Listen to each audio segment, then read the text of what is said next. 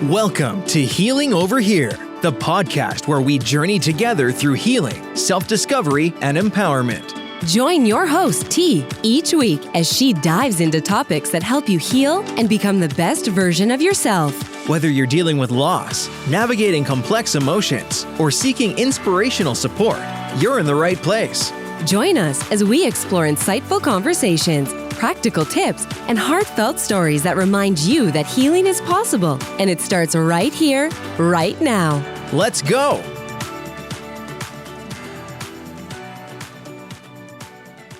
Welcome back to Healing Over Here. I'm your host, T, and today we are in part 3 of our 3-part series with my very special guest, Miss B. We are sharing a lot of information with you. In fact, these, funny enough, these are the conversations that she and I have on a regular basis. So this is basically your opportunity to kind of hear. And she's laughing. Yes, it is. Hear what we talk about all the time. So, we would love to hear your feedback on this. Would you like to hear more of Miss B? Let me know. Reach out to me. Let me know. But this is a 3-part series, and the topic of part 3 is father and daughter relationships. And I do want to comment on this, but I'm going to comment at the end because I was sharing with her earlier. It's like, oh boy, I guess I'm probably responsible for some of this, but not all the way, because again, I spoke about this in an earlier episode. I can only control my actions. I cannot control the actions of a grown man, right? And I feel like this outlet is allowing healing for her. She and I talked, and sometimes talking through these things and talking through these emotions and talking about these experiences is helping her have an outlet. So I'm grateful that she has joined us, and I'm grateful that this outlet is here for us both, right? To share our experiences. And if we can just reach one person, then we've done our work, right? So we would love to hear from you on your feedback on this 3-part series. But before we get started, I did want to, because I will forget, I did want to talk about the different generations. And I feel like the different generations definitely matter. So I'm on the borderline of Generation X and the millennials, okay? How we grew up, the environments that you were in, and the things that were available during your time, it definitely shapes who you are, and it matters, whether it's at the workplace, relationships, friendships, being parents, all of that, right? Because my generation, kids, you basically didn't say nothing unless you've spoken to. So it's a little different today. But I did want to just talk about the generational differences, because I feel like that's important to note, right? So I'm on the borderline of Generation X and millennials. And then Miss B, if you didn't know, Miss B, you are in Generation Z, as a zebra, or they say iGen, like iPad, iGen. And then my other kids, one of them want to be on my podcast. I'm going to bring him on a little later, but they are in Generation Alpha. So it's different generations out there, but I did want to just talk about that because I feel like that is important to note. And now I will turn it over to Ms. B to talk about this difficult topic, actually. The relationship between fathers and daughters. And I was listening today to Usher talk about this is the year of fathers. I don't know if you had a chance to listen to that, but he had an acceptance speech and he was talking about this is the year of fathers. And I have always looked to fathers and men like, you're supposed to be the lead. You're supposed to be the example. You're supposed to be the role model. Teach us, right?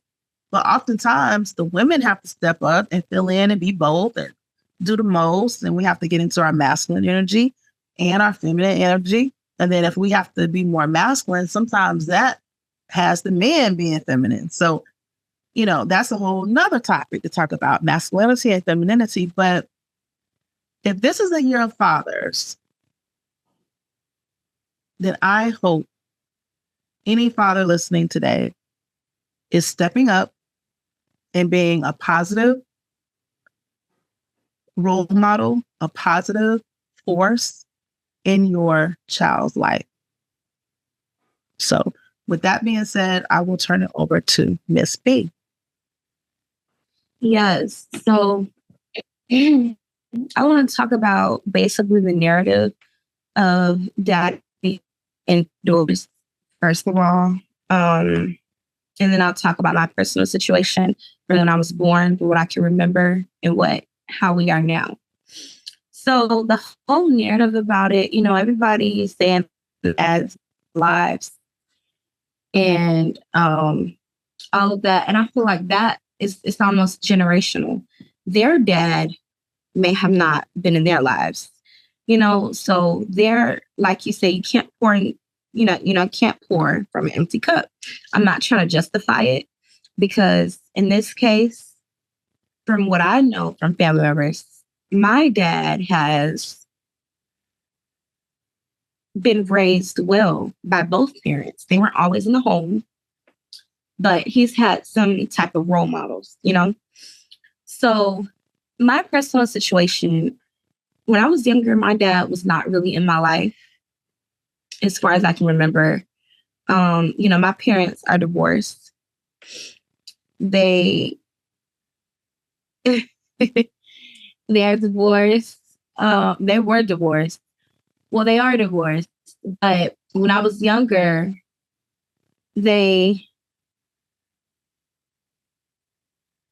I'm pretty sure they were co-parenting. From what I can, correct me if I'm wrong, Miss T. But they were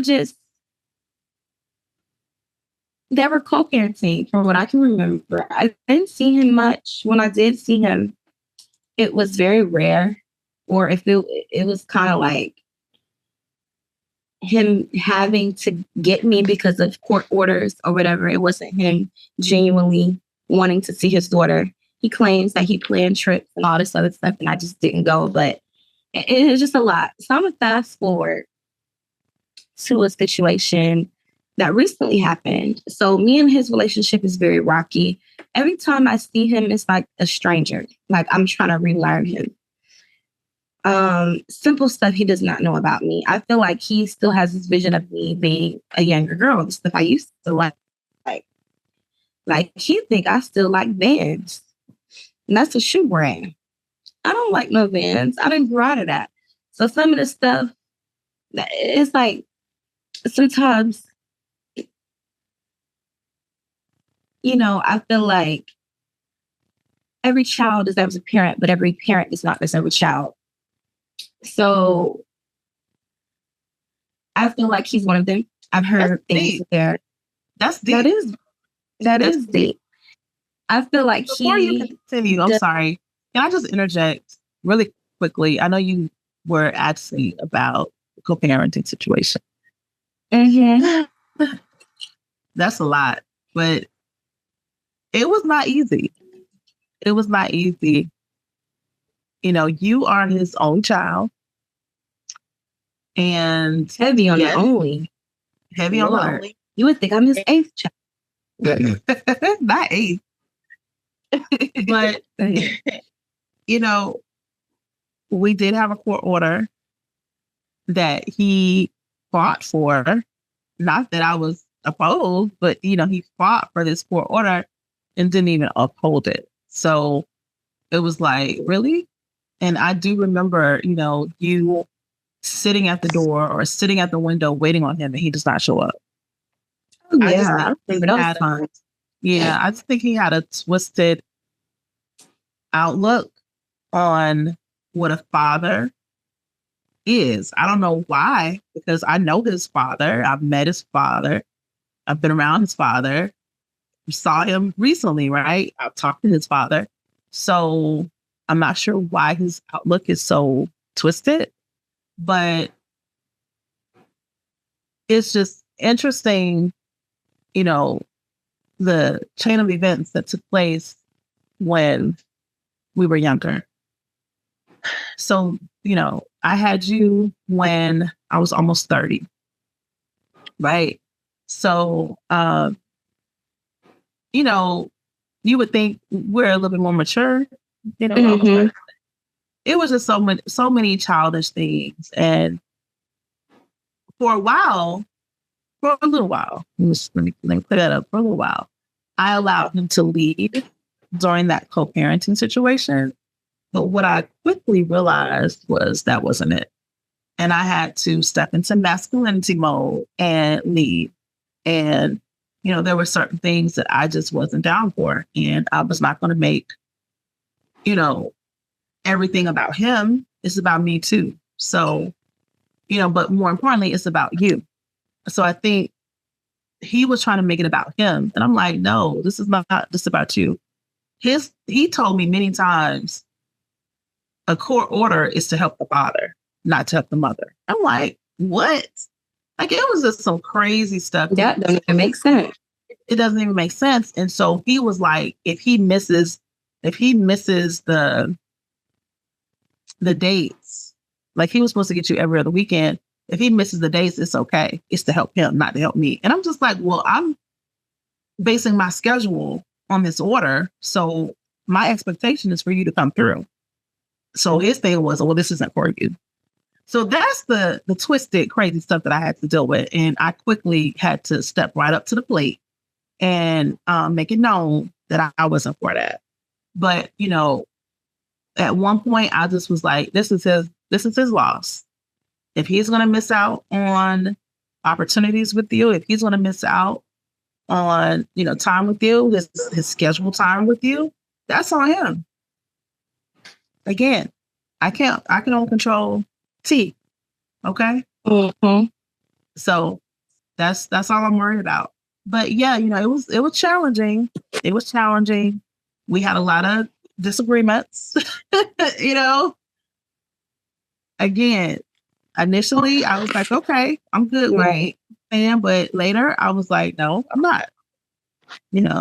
But I tried to shield you from some of it, but I know some of it you just saw on your own, because when you're expecting him to come, he's not coming. Right. And, he was really upset because I didn't always answer his phone calls. And I'm like, it is what it is. Again, he thinks it's Mm-hmm. about, I need to answer it's whenever. A game. Yeah. But it was a game. Oh, he don't have to answer. You got me messed up. I said something else. You got me up. But, Mm-hmm. he's now living his best life. He's yes, just he is. and what does he have to show for it? Mm-hmm. And if you all were... he's still not married again, I guess. Yes, still popping. He believes he's a local celebrity. Right. But, I'm not impressed. He definitely changed it up.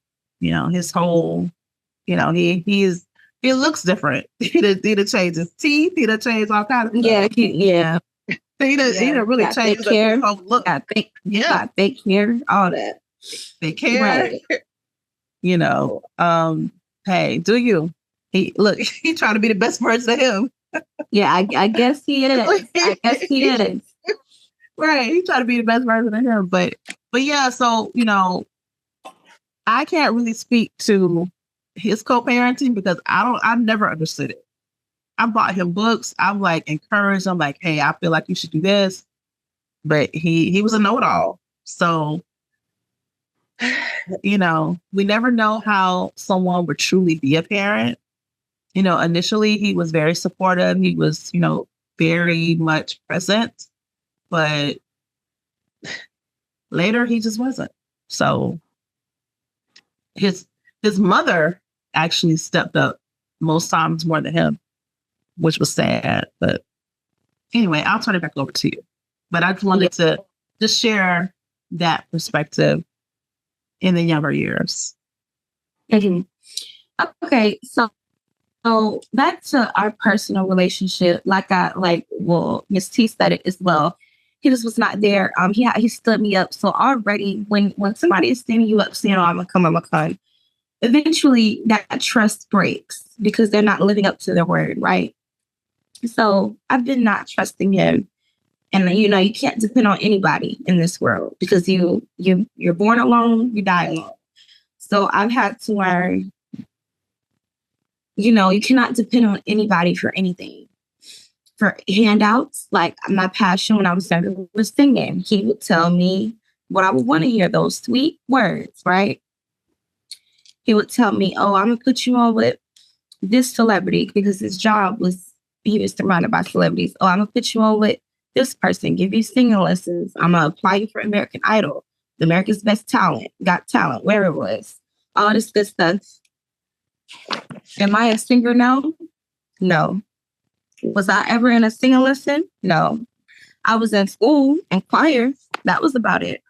But I'm not saying this because I depend on him to give me a handout. I'm just speaking in general. I'm just telling you all this is the stuff he's telling me.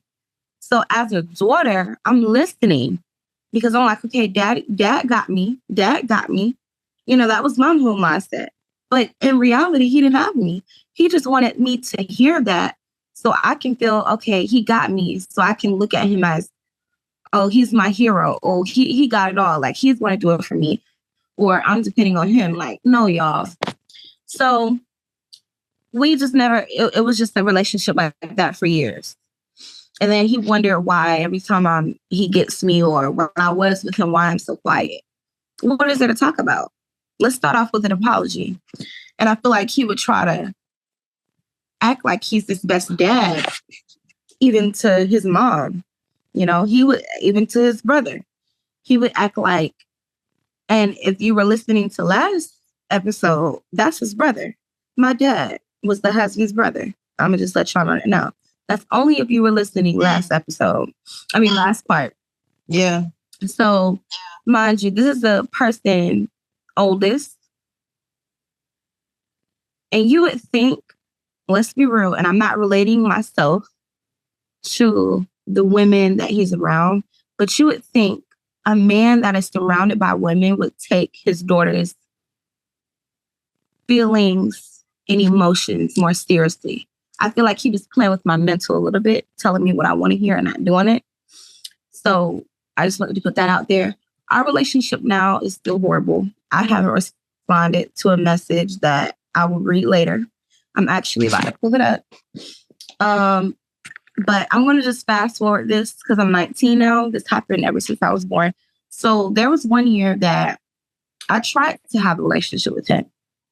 And I forgave him, I was calling, I was texting, no response.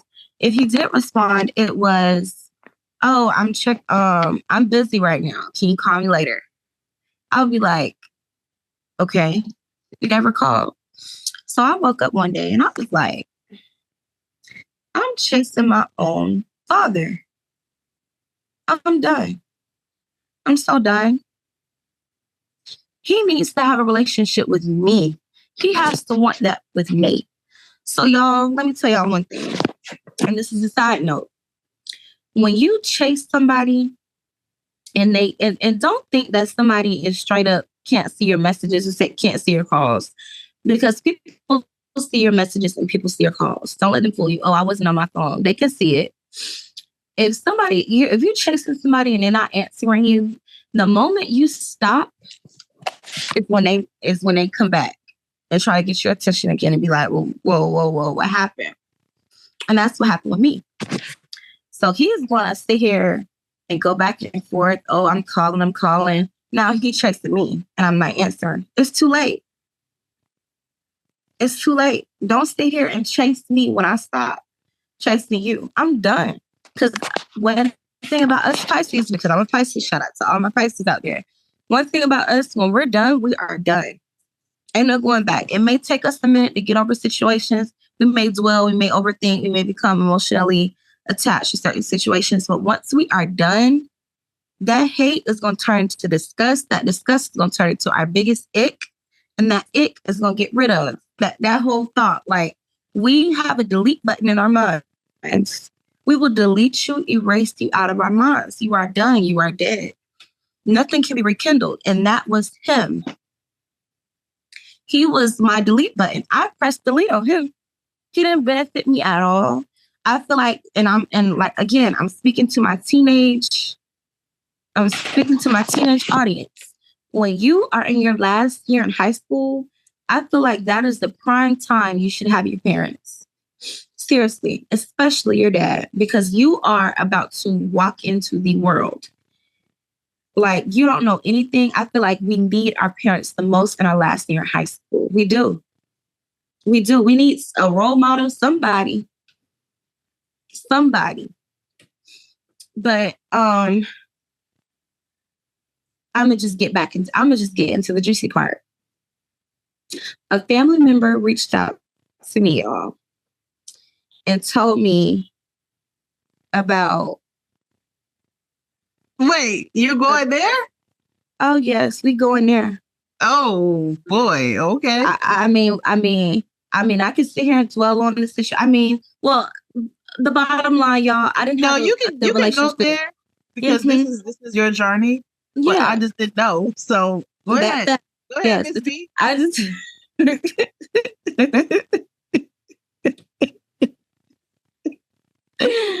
Oh boy, this is funny.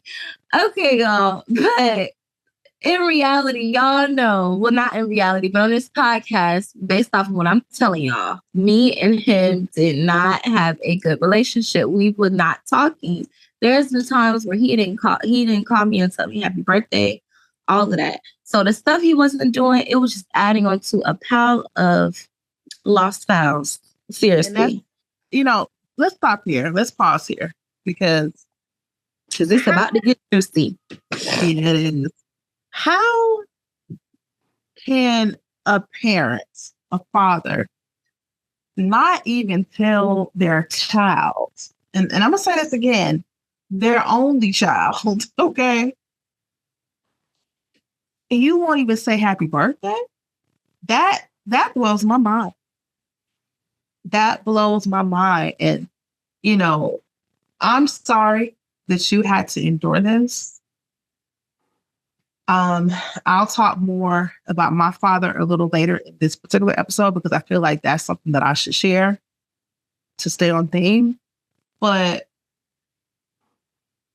it's blowing my mind because I do remember that now.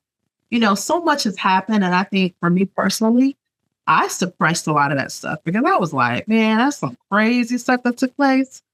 Let me just put that over there. Definitely healed from him.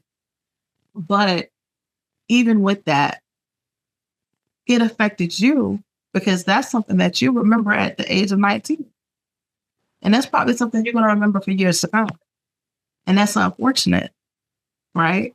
Because sometimes, and I'm not saying that you're doing this, but sometimes the relationships that we have with our father, we search for that in men, or we try to overcompensate with men. And I'll be honest, I have done that. I've craved that. But go ahead, I'll get into that later.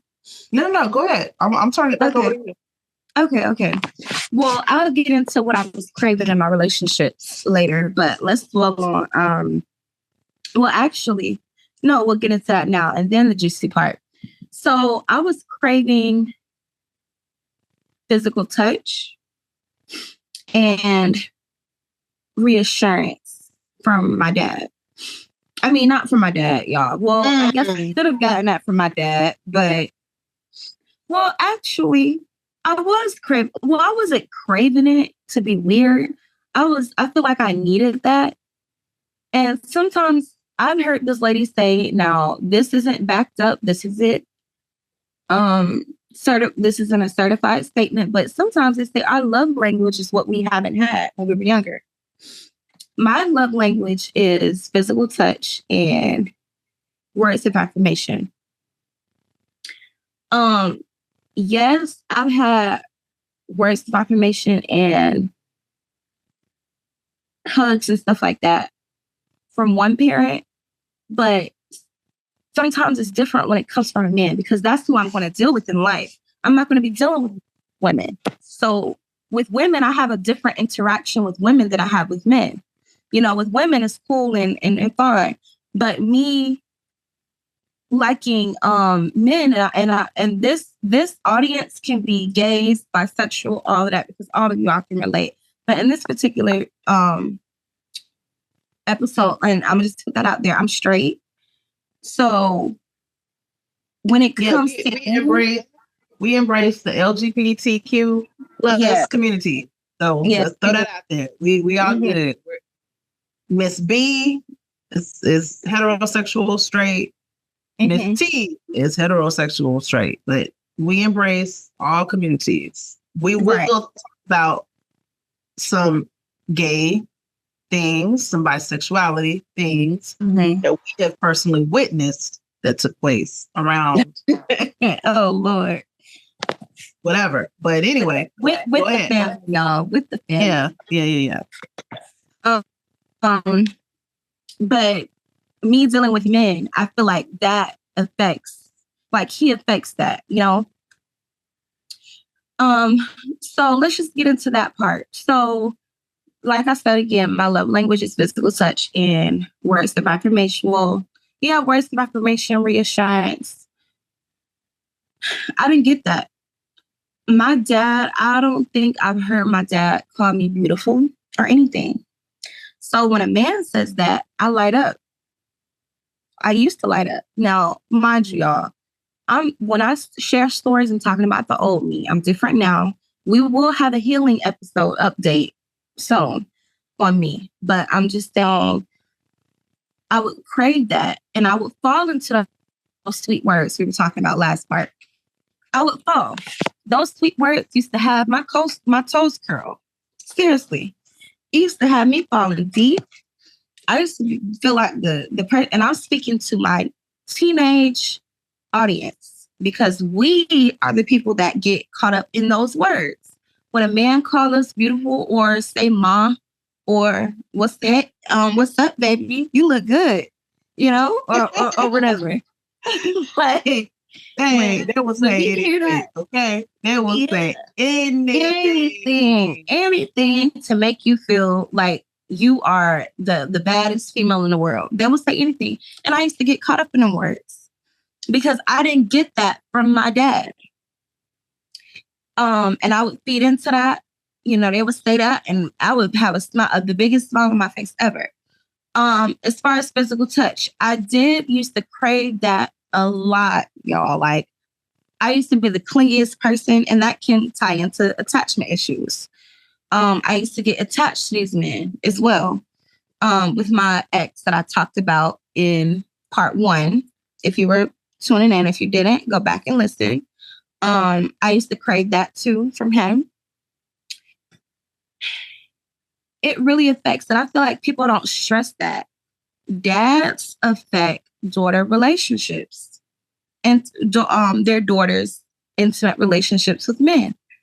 Because it's like you're seeking so much, and these men don't even know they're not your dad. Like, I feel like they're not the person that you need to be going to that for, and that's why a lot of females try to fix their relationship with their dads later. I won't be, but maybe I will when I'm healed.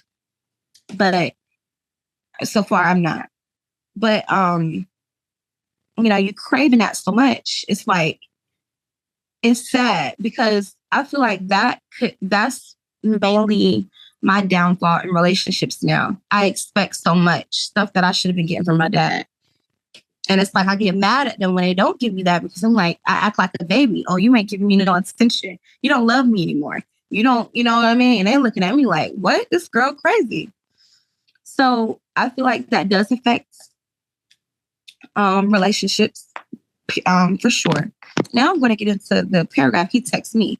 Oh, let's get into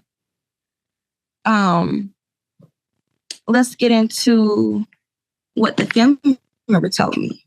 So this is juicy. Anybody 16 and under need to go. I'm just playing. I'm hyping it up. Y'all can listen because y'all may be going through the same thing and don't even know how to get out. And we will be putting an abuse, molestation hotline number in the description box below. We will be, but that's gonna just give y'all a touch of what's gonna be talked about. But so a particular family member that knows a lot, I think she's 23, 24. She called me. This is my cousin, by the way. She called me about, I'm going to say 2 months ago. But it was definitely in May, I want to say. She talked to me about my dad. She was telling me, like me and this person, we talk regularly, not every day. Probably, I want to say probably once a week or once every 2 weeks. She told me about a charge that was talked about, or not even a charge, a situation that was talked about amongst the family, saying that my dad molested a family member. And it was a boy.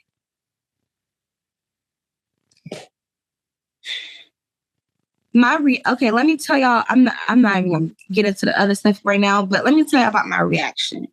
My reaction changed. First of all, I had to sit with it. Like I paused everything I was doing. I was like, huh? Say that again. And when I was told that, I'm like, and that makes you think about your kids, because my dad will be somebody's grandpa one day. And I'm like, I don't even want my little ones running around him, because he may try, like you think about everything. Like when you really sit with something like that, you think about everything. Like you may not even, like me, I don't even feel comfortable with him, being around him or nothing like at all. Like I remember he came down here. I was out the house. I picked up extra work shifts to not be here. And that is sad. I mean, it was good because I was making money. It's not like I was out just chilling. I was on the clock. But I just do not feel comfortable around him at all. Like, even though it didn't happen to a girl, it happened to a boy. But it's like, I don't know what he's capable of, because technically he's a monster to me. I know that this happened because, people like to justify things. Oh, this happened in 1987, back in black and white. But I feel like it happened. Wait a minute. Black and white. What are you? Black and white? We did not have black and white photos in 1987. Let me just correct that. But continue. Oh, that's funny. Okay, so okay, seriously, y'all. Seriously. Let me pull myself together. Okay. I just feel like, people try to justify things because things happen back in time. But I feel like it still matters, because that person also did another background check and found some things that happened 5 years ago in different states on this person, and all these other things, misdemeanors and all this other stuff. And I feel like she dug deep. She did. And he actually, first of all, what rekindled this whole situation was him reaching out to the boy, apologizing. And now the mother of the boy, the victim, he reached out to the victim and apologized. And the mother of the victim said, well, she's looking to reopen the case because he didn't get no jail time. He must have had the best lawyer in the world to beat that. But that just made me look at him differently, y'all. So let me tell y'all this, and I'm going to get Miss T's response in a minute. He texted me. Mind you, y'all, we don't have a good relationship at all. So we already not talking for months, days, weeks, whatever, right? This man is going to text me and say, hold on, wait, let me pull it up. I should have this been pulled up, but I think I exited out already. Y'all, this is so sad. I can never talk to my children like this. I would feel guilty. And this is why I feel like children push their parents away and they don't even know it based off of how they talk to their daughter, son, whatever. I feel like as a daughter, I'm supposed to be treated as your princess. I'm supposed to be your baby. I'm your only child. I hope so. I don't know. But as far as I know, I'm his only child. He doesn't have that many responsibilities floating around, going around. But I just feel like, you know, he didn't treat me like I felt like I wasn't prioritized. And if there's a girl out there that is feeling less than because of their dad, like, and if you need somebody to talk to or advice, I will put my information in the description, or you can reach out to Miss T. She's the best person to go to for any advice, mentorship, all of that stuff. Just reach out to her. The sessions will be a price, but it'll be worth it. It will be an affordable price. But if you do need somebody to just listen to, or no, not even that. If you need somebody to listen to you rant or whatever, we are here for you. Because that's what this whole podcast is about. We are growing. We are healing from things. This is the outlet. And if you want to even join and share your story, you can. Because that's what we're here for. We are not somebody you can only listen to. You can also join us and share your story. That is what keeps us going and improving, right? Right. But y'all, this man gonna reach out to me and say, okay, so Miss B, I've heard that you have heard that. Wait, let me read that again because he typed it different, so I have to read it different. Okay, Miss B, so I've heard that some lost, desperate family members of yours has been spewing junk since they've guilty. And that's every line. I'm giving him the cold shoulder. That is a guilt statement because the cold shoulder means, oh, you're not talking to me. Honey, we been ain't talking. We have not been talking. Like, he act like I just ghosted him or something. Like, we've been talking every day and I just ghosted him. No, sir, no ma'am, no turkey. Then I said, well, then he said, maybe you should have asked me about the truth and set the record straight first. That would have been the right thing to do. And in the least little bit, the most respectful, instead of this non-communication lately. I'm going to address that too. We have been not communicating. Period. Then he's going to say, but everything makes sense now. Clearly, you have no idea what I and my family have protected you from, announced and unannounced. That makes me wonder, because what's the unannounced? What have y'all protected me from? Is there some more skeletons in his closet that I need to know about, or anybody's closet? Number 4, he said, since you're an adult now, I will not be begging or asking you to call me back if you're making adult decisions based on that with your own father, which said people don't have. Making adult decisions is letting you go. I let him go a long time ago. This whole paragraph to me was nothing but a guilt. It just screamed guilty because we have been, y'all, when I tell you me and this man do not talk, so now he done found out that I know based off of his mom, he is going to come to me and say all this talking crazy. Then he gonna say, but it makes sense now, as you were. Now, I need Miss T to take the wheel on that, because what does as you were mean? And what would Miss T say to a man or her father saying as you were at the end of his statement? Because, Lord, go ahead, Miss T. Well, I just don't believe that my father would write that to me. To say all of that and then to tell me as you were. As you were is a sting. That's like a slap in the face. It's like he ended that whole text narrative with a slap. As you were. Go back to what you was told. Okay? Because clearly that's not better than what's going on over here. I mean, there are so many different ways that you read into that. And, I'm not a big fan of long text messages because oftentimes what happens is those texts are going to be received differently than how you intended them to be. Now, I don't know what his intentions were, whether they were good or bad, but it did not come across good. So, shame on him for not picking up the phone and getting in touch with you versus this nasty text. And as you know, I'm an Aquarius, like it's hard to get me to text back anyway, because I get so tied up, but my intentions are to text back. So if you're going to text me something crazy, it's going to be a while before I get back to you.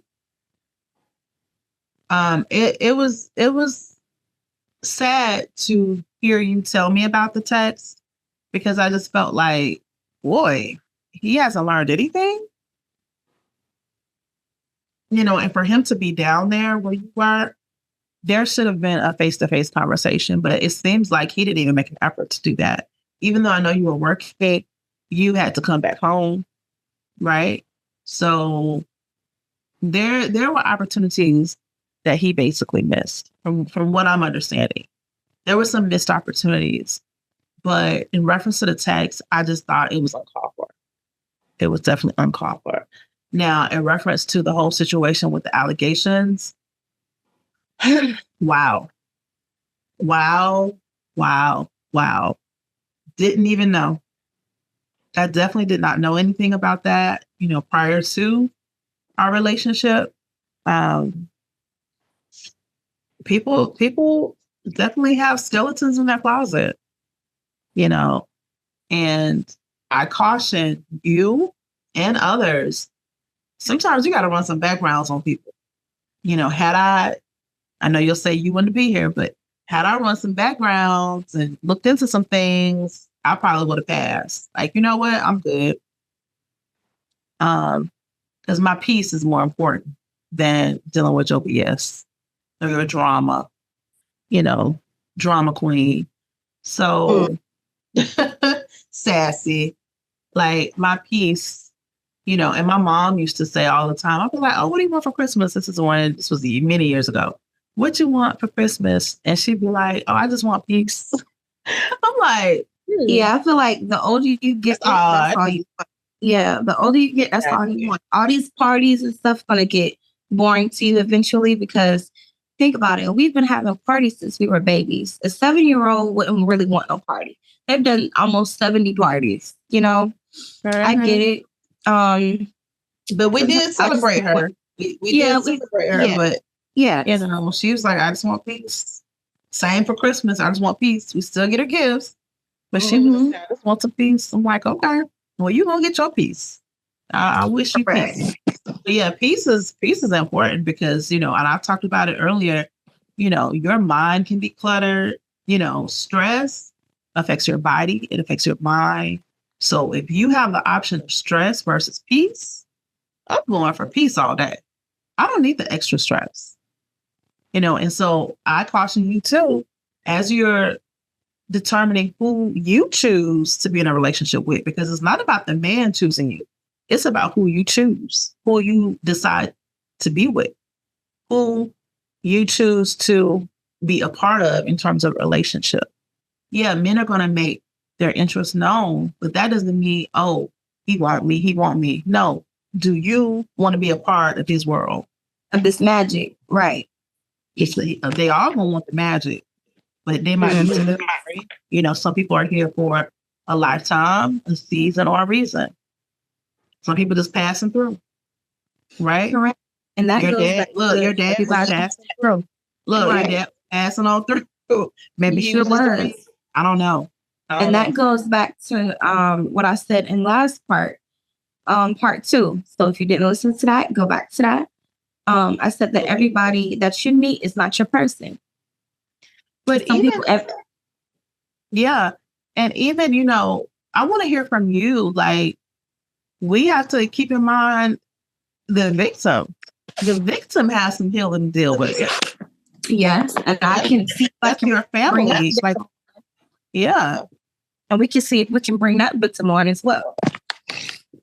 Oh, absolutely. And we See how he's feeling. We will protect his identity if so. But yeah. Right. Correct.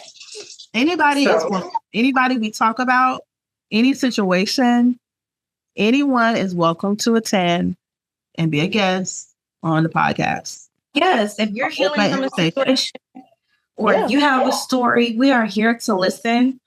We are here to give feedback. This is your outlet as well, not just ours. You can come on. Also, Miss T will definitely have her email where you can reach out and we can set up a Zoom for you to join us. And all of that, so you can be on here. Because, and I want to hear from everyone, how's your relationship with your dad? And did you have any more to talk about? Because I was going to jump into my own father. Well, I was going to just read the last statement. He said, he was saying that I'm neglecting him as a father and all this other stuff. And then he said, as you were again. So y'all, I didn't respond to that crap. I'm done. No response is a response. Always remember that as well. And I'm talking to all audience when I say that. Because some people just be looking for a reaction out of you just to tear you down and dim your light. That is not always the case. Sometimes you just do not need to respond to people because you just don't. But you can go ahead on your father. Okay. So I did want to talk about my own father because I talked about my mother, losing her unexpectedly in the first episode. But I want to share about my father because I feel like that also shaped me. And just like my daughter just talked about, it shaped my own relationships. So it's a little bit different though. So when I was born, my parents were married and my parents had already had some children together, right? And it was like a big gap went by. Many years went by, over 10, over 15 actually, went by. And,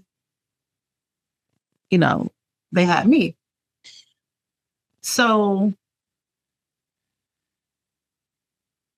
they were older, right? And I don't know if when I was 1 or 2, my dad was diagnosed with pancreatic cancer. Okay. So back then in the 80s, it was like, once you had pancreatic cancer, technology is a lot different today. There are probably more tests where you can detect it sooner. But back then, once you have that diagnosis, like you're basically on your way out of here. So from my understanding, he was hospitalized and then I think he was given, and I may have this range wrong, but I want to say he was given like 2 to 3 months, but he only lasted maybe 4 to 6 weeks. So he ended up passing when I was 2 years old. And I have no memories of him. However, I do have photos that I, reflect on and look back at from time to time where, he's holding me and, up until I think I had my first birthday party, he was holding me, I was blowing out the cake and, probably up until I was 2, because I think I was almost 2.5, but I had just had my second birthday party And, he, of course, he was still here. And I think right when I was about 2.5, he ended up passing. And I'm sure that was devastating, right?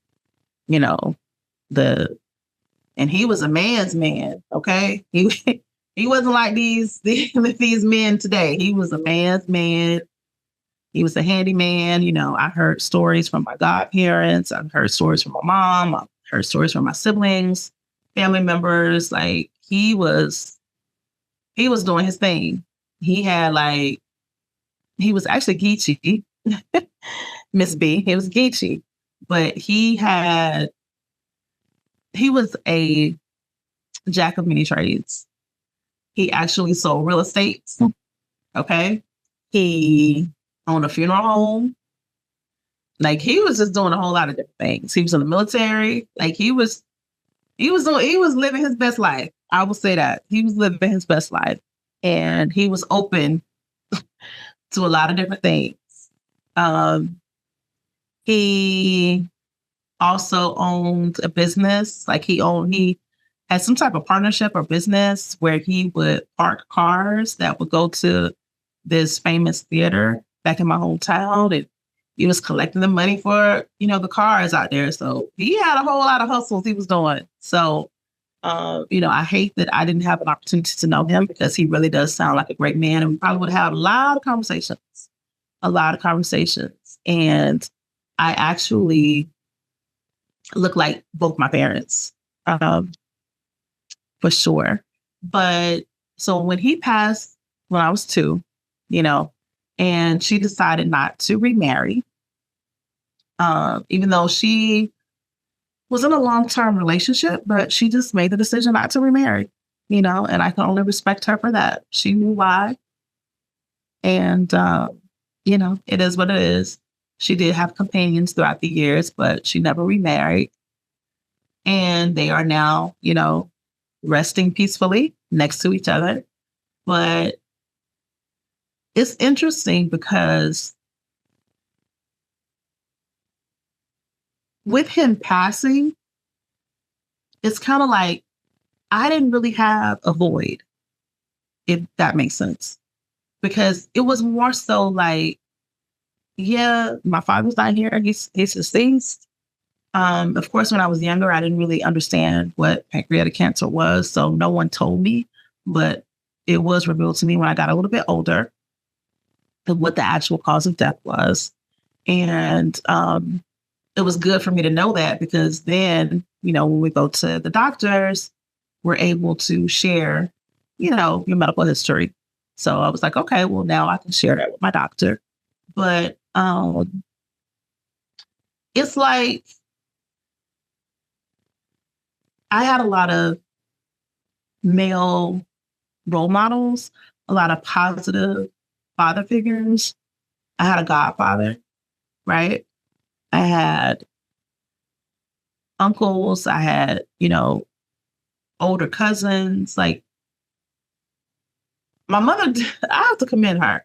She did a really great job of me not really, I don't want to say I didn't miss him, but I guess you can't miss what you didn't have, right? So he was talked about every now and then. It wasn't like we talked about him on a regular basis, but I don't know. I feel like I turned out okay, but at the same time, it would have been nice to have had that father in my life. I have to recognize that. And, it's not his fault. He ended up getting cancer and he passed. So it's definitely not his fault. I don't blame him at all. But, it would have been nice to have had that. Well, yeah, and I had my brothers, because my brothers are all older. They were basically adults when I was born. So, I had a lot of strong men in my life. Let me just say that. I had a lot of strong men in my life. And so how did it affect my relationships? I think the number one thing, looking back as I reflect, I didn't see in my household that loving husband and wife relationship. I saw it from a distance. So like my godparents were married, my aunt and uncles, like I saw all of that from a distance. I saw, what I could see on TV. Look, we didn't have the internet. We didn't have Facebook, all of that back then. But I saw a lot of things from a distance, and it probably would have been better had I seen it up close and personal, because maybe, just maybe, in my earlier dating life, I probably wouldn't have accepted it, because, you take them home to your daddy, okay? Let your daddy come see them. No, my mom would meet some of the guys I dated, but just imagine if they had to go through my dad. Oh, boy. He would have vetted them real quick. Military guy. He know a lot of stuff. He could fix cars. He was a handyman. He knew all this stuff. Like, men today, they know a tenth of probably the stuff that he knows, right? So I missed out on that. And it's really nothing I can do about it. There's nothing I can do except, I try to make better decisions. I've said this before. If I knew today, or if I knew back then what I know today, I definitely would have chose differently, because it's not the things that I was looking for, the things that I was worried about, y'all. I was worried about things that did not even matter. I'm stressing, worried. I wish I could show y'all pictures of myself from back then. I thought I was fat and I was popping, okay? All the way. I was model-like, but we get inside our heads, and unfortunately, I was doing that when I was amazing. I was beautiful. I was everything. And in some ways, Miss You still are. You still are, Miss T. Oh, yeah, I am. But just speaking on that period, in so many ways, the things I was searching for was inside of me. I'm out here searching in my 20s for things that was inside of me. That's why I said those 3 words I would say to myself: focus on you, right? Focus on you. But I do believe that, him not physically being here did shape me. It did affect me, because I feel like it would have been a second person to vet things, a second person to go to. And I know that's something that, you, Miss B, would have had a second person to run some of these guys by.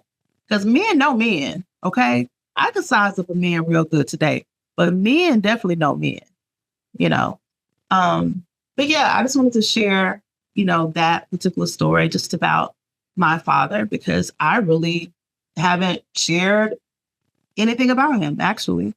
I have a picture of him in my room I'm looking at right now, of him holding me. But, fathers are important. As I said earlier, Usher said, this is the year of the fathers. I just want all fathers to step it up. Step it up. Be that great father, or be that great man that we know you can be. Step into your masculinity. Let that femininity go. Step into that masculinity. Show us your footwork. So often I hear about fathers leaving behind all these broken homes. We talked in part 2 about a father and his decisions about to break up his home. Okay? We already know about your father. He done broke up, this home, but he done broke up many more. I'm sure. Kids may have not been involved, but you just never know. Maybe the woman had kids. I don't know. But so often they leave behind this trail of broken homes. And it's like, is that helping or is that hurting? Sometimes you have to look in the mirror and say, who do I want to be? Do I want to be an absent father? Do I want to be an amazing father? in so many ways, Miss B, you are his legacy. And so with that, what kind of legacy is he leaving? God. Because when he's gone, his legacy lives through you. So how is he helping to strengthen that legacy? How is he helping that legacy, period? Because we've talked about this before on the phone. People are not just doing things for the time right here, right now, 2024. We're also doing things for generations to come. A year from now, 5 years from now, 10 years from now. Who's going to carry your name? Right now, you are carrying his name. And it's unfortunate to hear you speak like, yeah, the relationship is, this is kind of messed up right now. And it's not all on you to fix it. It has to be a collaborative effort, and he has to step up. And by stepping up, you have to admit you're wrong, because I know him real well. He is quick to tell you what you did wrong. But honey, you got to talk about what you did wrong. Go ahead and admit it. That text was uncalled for. It was unnecessary. That was childish. I mean, and I know he probably texting, his female friends like that, whoever he's interested in, as you were.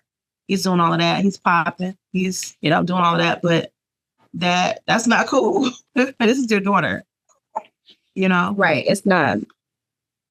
So I'll turn it back over to you. Yes. So basically, we touched both of our past dad situations. We talked about how it affected our relationships. Sometimes you just have to let that go. Sometimes you have to cut family members off. I mean, they say, some people think, just because that's your family member, y'all are obligated to, family is obligated to stay in each other's lives. I've lost family members over the years. They're still alive, but I've lost bonds with them. And that's fine. Let them go. That's going to be a future episode, because I need to talk about that too. It is. I definitely need to talk about that. Again. So I'm going to also notate that. But that's all for me, Mom. Okay. Well, hopefully this helps someone. This is the year of fathers, according to Usher. I'm probably going to include his clip in here. He said this is the year of fathers. So again, Miss B, thank you. Thank you. Thank you. I hope this has helped you. This is helping some audience, but I also hope that us having this 3-part series also helps you on your own healing journey, because sometimes talking through things helps. And you can go back and listen to this. And, maybe in the next 6 months, it's like, okay, well, this is what happened in July. Let's see what happens 6 months later and see how you're feeling, and how, checking in to see where you are with some of these topics. Right. And like married by then, you never know. I know. And then also, you can listen to us while you're driving, cleaning, just in the background. Yes. You do not have to take any notes, because we will have all the descriptions of what that we talked about. Again, I will be putting, Miss T will be putting a abuse and molestation hotline for anybody that is going through a certain situation of molestation or anything, and you just don't know who to run to or how to get out or whatever. Or you can even reach out to us, about talking about a situation, but seek help first, then come to us. If you want to be a show guest on this podcast, again, please reach out to Miss T. She will have an email address for you to reach out to. We also we're on Instagram. Healing over OVA here. You can DM her and contact her if you want to be a guest. You know, if you have a story to tell, if you want to tell our audience some advice, even if you come on and give us advice or give the audience advice. You know, you don't necessarily have a story. If you want to come on, just come on. Don't play, but be serious and quiet. You know, we deal with real, uncut, raw stories. But I'll turn it back over to Miss T. Well, thank you. And you pretty much covered majority of the things that I want to talk about. But yes, go girl. Look, I'm gonna let you host some. But I did want to just touch really quickly on molestation, because even though we talked about the situation, I just want to add, yes, we will have some resources in the description box on this particular video. But molestation is not cool. It's not cool. And, you know, I know it's he say, she say, but it is not cool. Please, let's break the cycle. Let's stop the cycle of molestation. You should not be engaging in that activity. If you have this desire, this fetish, or whatever you have going on, you need to go somewhere and masturbate. But you should not be touching children. Mm-hmm. Especially in your family. So if you have a family member that is inappropriately, and you don't know if it's right or wrong, it's wrong. It's wrong. You know, and the damage that you do to these kids is irreparable. And that's why some of these kids are gay. And that's why some girls seek sex as validation, because it's like, even prostitutes, like all of these girls that are, you know, money for sex, you know, all of this stuff that comes from their environment in their childhood as well. You know, when they been raped or all this stuff, you know, they think it's okay, and it's not. Absolutely. And, you know, for the victims out there, my heart goes to you. You know, you may or may not have shared your story or told an adult, and you may be holding on to that secret. And, you know, again, my heart goes out to you, because I know that's heavy. That's a heavy burden to hold and a heavy secret to have. But, you know, let someone know. Just talk through it. You can heal from that. You know, it's hard. And having those type of encounters, rape, molestation, you know, anything else that's inappropriate, it shapes probably your relationship with yourself and your relationships with others. So, as Ms. B said earlier, therapy is there. You know, talk to a professional. There's a lot of resources out here that can help you grow through it. Okay? Yes. And also Miss T will be doing one-on-one mentoring sessions if you know. So so listen, the website will be ready hopefully in the next week or so, and all of the information will be there on how you can do one-on-one sessions with me. And we're going to have a lot of different things that will be available. There's going to be some freebies. There's going to be some other paid resources, but we're going to have some merch. This is a whole movement, because it is. And we're also coming out with an ebook for you to purchase. Oh yeah. It's the ebook, but we have so many different things in store. So continue to stay locked in with us. Continue to be an amazing audience. We are so grateful for you. Thank you for listening and tuning in to this episode, this 3-part episode. If you've made it to the 3rd part, yes, thank you. Yes. Exactly. So again, thank you, Miss B. If you found this episode helpful, please subscribe to this channel, rate and review our podcast, because your feedback helps us reach more people and build a supportive community. So until next time, take care of yourself. Take care of others. And remember that healing is a journey. This is T and B signing off, because we healing over here.